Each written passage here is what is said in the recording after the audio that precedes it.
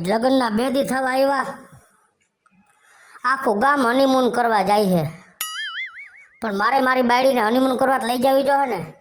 ભલે હું ડોક્ટર રહ્યો, પણ મારે અમારી 2 માણસની જિંદગીમાં એન્જોય તો કરવા જોઈએ ને. એટલે હું હનીમૂનની ટિકિટ લખાવી નાખું અને હું અને મારી બાયડી 2 હનીમૂન કરવા જાય. એ ફૂલ એન્જોય કરશે.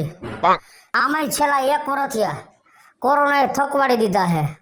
નકરો કોરોનો કોરોનો કોરોનો મગજ ફરવા માંડ્યું છે. એના કરતાં 2 દી થયા લગ્નના, 2 માણસ ફૂલ એન્જોય કરી આવી, હનીમૂન મનાઈ આવી. લાઈ ટિકિટ બુક કરાવી દઉં. ફ્રેશ થઈ ગયા? ભાઈ 1 કલાક ત્યાં ફ્રેશ થઈને બેઠો હો. આખા ઘરમાં ઘૂમરા નથી માર્યા રાખવા. પેલા ચા બનાવી જા. અને આમ જો, તને ખબર હે ને શું? હું કઈ ચા પીવું છું? એ ખબર હે ને? હા બસ ઈ બનાવજે. તમે તો બ્લેક ને ગ્રીન ને ઓલી પીળી લીલી કેસરી ગુલાબી જેટલી આવે ને એટલી બધી તમને પીવરાવી છે. તઈ મારે ઈ જ પીવાની હોય. એ નકરા દૂધની ચા પીવાય. ના હું ડોક્ટર હોઉં એટલે મારે આ બ્લેક ચા જ મને વધારે પસંદ આવે. હા બધાય ડોક્ટર પીવે હે, પણ તમે હે ને ચા બી જરા વધારે કરો છો. બોલો એ આયલા રાખે તું જા. એ લપકેમાં ખોટે સારી જગ્યા કઈ હે ન્યાની બુક કરાવું.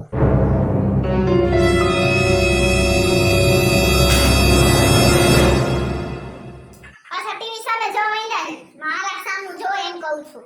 તો આમને ઊભી રહે, કા જરાક ટીવીમાં તો જો. શું? અત્યારે મેડિકલ ટીમ, ડોક્ટરની ટીમ ખડે પગે ઊભી છે, છતાં આ કોરોનો કાબુમાં નથી આવતો. અને એટલો એને 1 વર્ષથી હાહાકાર મચાવ્યો છે. હું અત્યારે મોબાઈલમાં ઓનલાઈન ટિકિટ બુક કરાવતો હતો હનીમૂનની, પણ હવે આમાં કેમ હનીમૂનમાં જવું? જરાક તો વિચાર કર. કોરોનાએ તો કાળો કેર વર્તાયો છે. આ કોરોનાએ તો દી લીધા છે. જોવો ને, હનીમૂનની ના પાડી એટલે રિહાઈન વહી ગઈ. પણ એને ઈ ખબર નથી કે આમાં કેમ હનીમૂન મનાવવા જાવું. આટલી જરાક જેવડી વાતમાં આવડો મોટો હોબાળો ન કરવાનો હોય ઘરમાં. જરાક એક હનીમૂનની ના પાડી તા તો ઠેલી લઈને તૈયાર થઈ ગઈ ને માની ઘરે જવા. વિચાર તો કર, હજી 2 દી થયા હે લગ્નને, અને હું ડોક્ટર હું. મારે દર્દીનું ધ્યાન રાખવું મારી ફરજમાં આવે છે. અને કઈ સાંભળવું જ નથી. તમે ઊભા થાઓ. મારી વાત સાંભળ. આમ જો ફરવાના દી ઓછા નથી. આ બધા દર્દી એકદમ હાજર થઈ ગયા, કોરોનો હાવ દેશમાંથી નાબૂદ થઈ જાય, પછી આપણે રાજી ખુશીથી ફરવા જાય. બસ ઓ મારે કઈ નથી સાંભળવું. તમે ઊભા થાઓ એમ કહું. પણ આવી રીતે ઠેલી લઈને નો આવતું થવાય, ગામ વાતો કરશે કાલ. તમે ઊભા થાઓ હું એમ જ કહું છું. તમને બીજું કાઈ નથી કહેતી. હાલે હાલ ઊભો થયો. હવે આ બધું શું કરે છે એમ કહું છું તને. પહેરી લ્યો. પણ શું કામ આવું કરે છે અત્યારે? કીધું ને મેં પહેરી લ્યો એટલે પહેરી લેવાનું હોય. હાલો પહેરી લીધું. હવે એક વસ્તુ દેવાની તમને.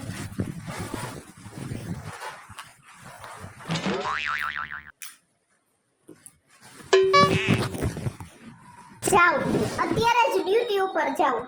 કોરોના સામે જંગ જીતીને જ આવજો. પણ કઈ નહીં. ઘણા દર્દી એવા છે કે જેને તમારા જેવા ડોક્ટર એટલે કે તમારા જેવા કોરોના વોરિયર્સની જરૂર છે. અને ડોક્ટર માટે તો દર્દીની જિંદગીથી વિશેષ કંઈ હોય જ ન શકે. Thank you Krishna. આ કોરોના સામેની લડાઈમાં કોરોના વોરિયર્સના પરિવારનું મોટું બલિદાન હોય છે. આ કોરોના હારી જાય, પણ આ કોરોના વોરિયર્સ ક્યારેય નહીં હારે. અબ નિકલ પડે છે તો જીત કર ही आएंगे. હા મેડમ બોલજી એટલી જ વાર હો. હા તમને કહું ઓય ઉઠો આમ જો મારે સામું જો. પેલા મારે વાત સાંભળી લો. મારે મોડું થાય છે. મારે દવાખાનેથી ફોન આવ્યો. હું જાઉં છું. અને સાંભળો, ઘરનું કામ બધું એમને મેં ખાલી ચા બનાવી રાખ્યો, ગરમ કરીને તમારી રીતે પી લેજો.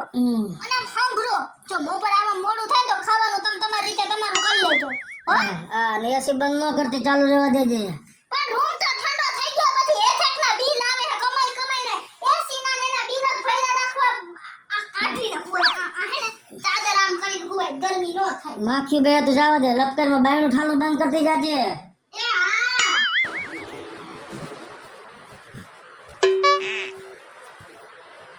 સવારે 6 વાગ્યામાં વહી ગઈ છે નર્સની નોકરી કરવા. બધું કામ રેડું રખડતું પાણીયારા પર મૂકીને ગઈ છે. પણ કાંઈ વાંધો નહીં, બિચારી આજ 1 વર્ષથી આ છેલ્લી સવારમાં ઉઠીને 6 વાગે વહી જાય આ કોરોના દર્દીની સેવા કરવા. અને આજ બધી ઘરનું કામ હું કરી નાખું, ત્યાં ક્યાં નિશા બાપનો થઈ જાવ. સાકો કરીને ગઈ છે મારા હાટું, એ તો કઈ ઉપાધિ નથી. કાંઈ વાંધો નહીં, એક દી શું કદાચ કાયમ કામ કરવું પડે ને એના ભાગના મારે, તોય મને વાંધો નથી. હું એના કામ કરું, એ ગરીબ માણસ દર્દીની સેવાઓ કરે. કાંઈ વાંધો નહીં, ભલે હું ઠામ ઉટકી નાખું, એમાં શું ફેર પડી જાય.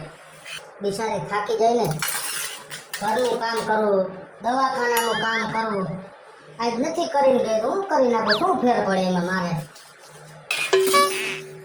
થોડુંક તો મારે ધ્યાન દેવું પડે ને ઘરનું, એ દવાખાનામાં ધ્યાન દે તો હું થોડુંક ઘરમાં ધ્યાન દઉં, એટલે બધા એનું હાલ્યા રાખે. હવે હમણાં આવશે એટલે એને બતાવીશ. આ ઠામે મેં ઓટક્યા, આ ચમચી હોય એટલે સેલ્ફી લઈ લો. એટલે હું એનો જબ્બો તો ભૂલી ગયો લાગે છે પહેરતા.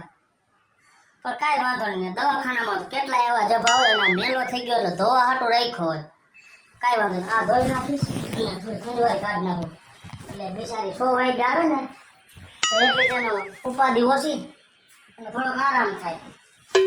મારા ટાઈમે ગઈને 2 વાર એટલે મારે તો કઈ બાંધવા થાય ગાય જઈને અને ઘરના કામ કરી નાખું બધા. ગાય હંડવારે કાઢી નાખી ભેગું પૂરતું કરી નાખ્યું એટલે એને બિચારીને એટલી ઉપાધિ ઓછી. એ વીડી આવશે તો માનશે નહીં કે આ કામ કેને કર્યું, એને તો કોઈક બીજા કરી ગયા છે. એના કરતા સેલ્ફી વ્યવસ્થિત જ લઈ લો. અમે ફોટો રાખી અને ડોય લઈ રાખી. હવે આવે એટલે બતાવું એને. મારા પગલા પાછા પડે લઈને મવડા મોડે થઈ ગયા.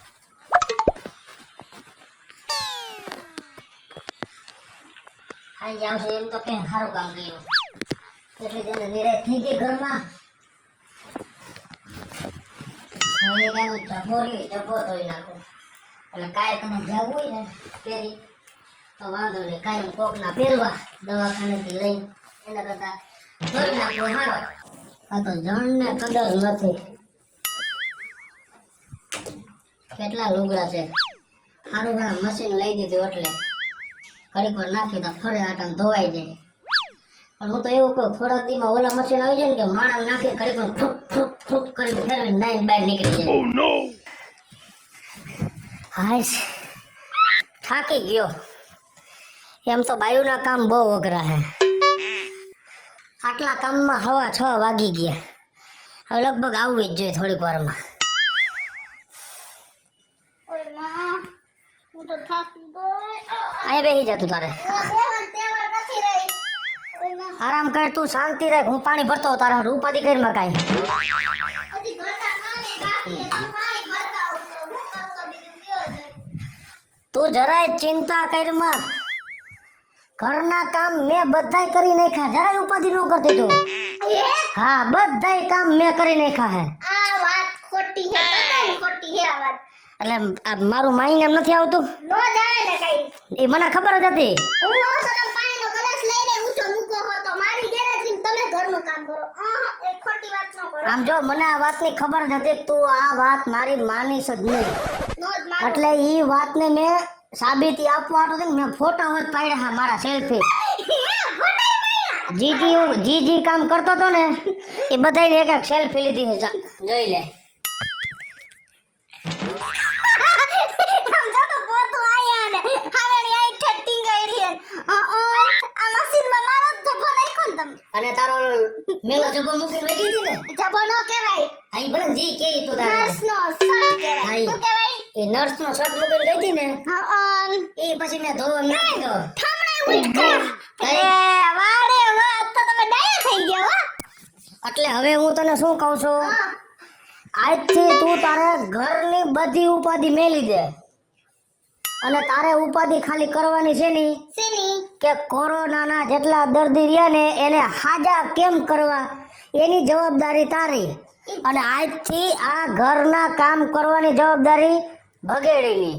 જવાબદારી નહીં, એ તો મારી ફરજ છે અને ફરજ તો મારે પહેલા નિભાવવા જાવી પડે. જો કૃષ્ણા, એ કોરોના દર્દીને હાજા કરવાની ફરજ તારી છે ને, હા તો તું એમાં ધ્યાન દે. તો આ ઘરના કામ કરવાની ફરજ મારી છે આજથી ઘરના કામની જરાય તું ચિંતા ન કરતી. હે હમ જો દરેક કોરોના વોરિયર્સને પોતાના ફેમિલી મેમ્બરનો આવો સપોર્ટ મળી જાય ને તો દરેક કોરોના વોરિયર્સની તાકાત બમણી થઈ જાય. કૃષ્ણા હા શું કરો હાલ્યા ગયા મારે મોડું થઈ ગયું. કામ કરતી હોય આમ જો આ તમારું આખું ટિફિન ભરી દીધું અને જ્યાં જાવ ને ત્યાં ટિફિન લેતા જાજો અને ત્યાં જઈને ખાઈ લેજો. પણ ટિફિન ની હું જરૂર હતી હમણાં હજી પેટ ભરીને જમ્યું પછી નકરું ખા ખા કરું તો પેટ વધતું જાય ધીરે ધીરે. એ પેટ ભલે ને વધતું જાય અત્યારે અહીંયા શરીરની વાહે ક્યાં લાગ્યા હો ખાઈ પીને પેટ ભરેલું હશે ને તો કોરોના નહીં થાય નકર આ કોઈનો હગો નથી ખબર તમને પેલા કાઈ એવી ઉપાધિ જ ન કરવાની હોય અમારે. અમે અમારી રીતમાં જ હોય. તમ તમારી રીતમાં હમણાં 8 વાગ્યાથી વયા જાહે તો ઠેઠ સવારે 6 વાગ્યા સુધી આવશે તો આ ભેગું હોય ને તો કઈ ખાઈ લેવાય. ભાઈ આ ખાવાનો ટાઈમ નથી મળતો ને એટલું બધું બંદોબસ્તમાં રહેવું પડે બધે. બસ તમે જ નખરા બંદોબસ્ત કરીને રાખો છો. આ પબ્લિકમાં અમુક જણા તો સમજતા જ નથી. હું કાલે બજારમાં શાક લેવા ગઈ અડધો માસ્ક નહોતા પહેર્યા બોલો શું કરી લેવાનું હાલો. ઈ હોય 10 જણા એવા રખડે છે હજી માર્કેટમાં હવા લઈને કે આ કાંઈ ન થાય કાંઈ ન થાય પણ જેથી થાય ને તેથી આફડા પહેરવા મળશે. 90 જણા માસ્ક પહેરવા માંડ્યા અત્યારે. એ માસ્ક તો ઠીક પણ સોશિયલ ડિસ્ટન્સ એ નથી રાખતા. નોકરા ઘેરા વરીને ઊભા હોય સમજે જ નહીં કોઈ વાતે અને પોલીસ વાળા આવે ને તો આમથી આમ ભાગે ને આમથી આમ ભાગે એટલે વ્યવસ્થિત ન ઊભું રહેવાય. ઈ બધા એની રીતે સમજી જાય. 100 માંથી 90 જણા સમજી ગયા. 90 જણાને સુધારી નહીં થાય 10 જણા નહીં સુધરી જાય એકબીજાનું જોઈ જોઈને. ઈ વાતું કરો વાતું તમે ખોટા કૂચે મરો છો. કોઈ કાઈ કરવાનું નથી અને કાઈ થવાનું જ નથી. લ્યો ને હું તો એમ જ કહું.